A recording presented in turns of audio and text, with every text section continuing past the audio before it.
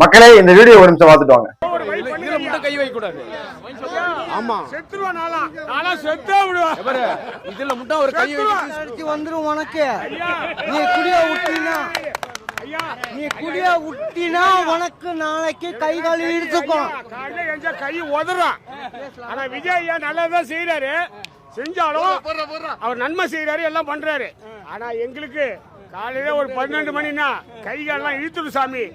பார்த்து நிதானிச்சு கடவுளே ஆண்டவரே நிதானி சொல்லு சாமி. அதாவது என்ன சொல்ற அப்படின்னா, ஒயின் ஷாப்ல அடைச்சிடாதே தற்கொலைகளா, ஒயின் ஷாப் அடைக்கலடா. வெறும் 717 ஒயின் ஷாப்பை வந்துட்டு அடைக்கிறதுக்கு வந்து ஏதாவது ஸ்கூல் பக்கத்துல, காலேஜ் பக்கத்துல, கோயில் பக்கத்துல, இந்த மாதிரி இருக்கிற இடத்துல, பஸ் ஸ்டாண்டு இந்த மாதிரி இருக்கிற இடத்துல இருக்கக்கூடிய அந்த ஒயின் ஷாப் அடைய தாண்டா வந்துகிட்டு கவர்மெண்ட் வந்துகிட்டு உத்தரவு போட்டிருக்கு. இன்னும் முழு மது விலக்கெல்லாம் அவனுக்கு கொண்டு வரல. செத்துக்கிட்டு பிறகுடா, செத்துக்கிட்டு பிறகு அவன் உழைச்சி பொண்டாட்டி பிள்ளைக்கு சாப்பாடு போடுங்கடா, குடிச்சிட்டு தெருவுல கடந்து உருளாதைய. அதாவது என்ன சொல்றாங்கன்னா, அதாவது அடைச்சிடாதைய, அடைச்சாக்கா வந்துட்டு நான் செத்துருவேன் சாவு.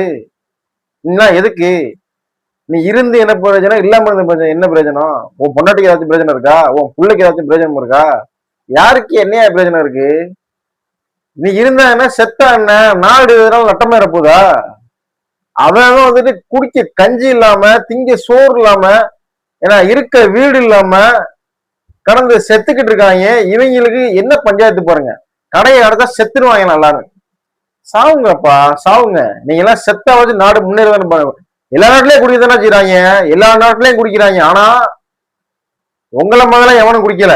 இப்ப இதுல என்ன சொல்றாங்க, நாங்க வந்துட்டு ஹார்ட் ஒர்க் பண்றோம். ஹார்ட் ஒர்க் யாரும் பண்ணல, எல்லாரும் தான் ஹார்ட் ஒர்க் பண்றோம். எல்லாருமே ஹார்ட் ஒர்க் பண்றாங்க. அதுக்காண்டி தண்ணி அடிச்சா தான் வேலை பார்க்க முடியுமா, ஒர்க் பண்ண முடியுமா? இது ஒரு சாக்கா உங்களுக்கு எல்லாம்? வெக்கமா இல்ல? பொண்டாட்டி பிள்ளைலாம் உங்களுக்கு இல்லையா? கேட்டாக தூக்கி போட்டு மிதிக்கிறது, அடிக்கிறது. உங்களால வந்துட்டு எந்த நட்டமும் கிடையாது எந்த நாட்டுக்கும், சரியா? அதனால வந்துட்டு இன்னைக்கு வந்துட்டு பூர்ண மது விலக்கெல்லாம் நீங்க வந்து கவர்மெண்ட் விடல.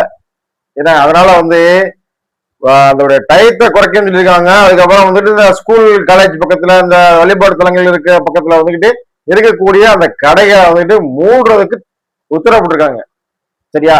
ஏற்கனவே கடந்த ஆட்சியில மத்த ஆட்சியில் எல்லாமே ஒரு கடை எடுத்தாக்க 4 கடை திறக்கக்கூடிய அந்த ஒரு பண்பாடு கலாச்சாரம் நம்ம ஊர்ல இருந்துச்சு. ஆனா இந்த ஆட்சியில எப்படின்னு தெரியல, இனிமே தான் நம்மளுக்கு தெரியும், சரியா? அதனால செத்துக்கிட்டு போயிடாது. அப்படி செத்த சாவுங்க.